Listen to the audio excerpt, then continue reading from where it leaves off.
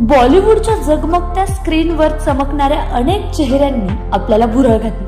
त्यापैकी काही नावं आजही आपल्या आठवणीत आहेत, कारण त्यांनी केवळ अभिनय नाही तर एक ट्रेंड तयार केला, स्टाईल निर्माण केली। आज आपण अशाच एका अभिनेत्रीची गोष्ट जाणून घेणार आहोत, जिने साडी नाभीखाली नेसण्याचा ट्रेंड सुरू केला। एक अशी अभिनेत्री जी नेहमी चर्चेत राहिली, तिच्या अभिनयामुळे, तिच्या फॅशनमुळे, कधी तिच्या आत्मविश्वासामुळे।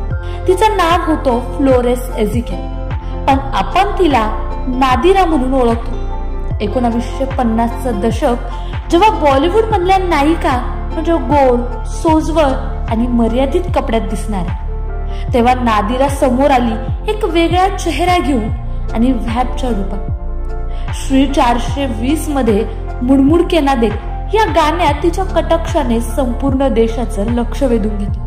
ती फक्त एक अभिनेत्री नव्हती, ती होती फॅशन आयकॉन। त्या काळात जेव्हा पोशाख संकोचलेले असायचे, तेव्हा नादिराने साडी नाभीखाली नेसून एक नवा ट्रेंड सुरू केला, जो आजही अनेक तरुणींच्या स्टाईल मध्ये दिसतो। निर्माते तिच्यासाठी खास भूमिका लिहायची, ती मागेल तितकी फी मिळायची, आणि ती होती पहिली अभिनेत्री जिने स्वतःसाठी रोल्स रॉयल विकत घेतली।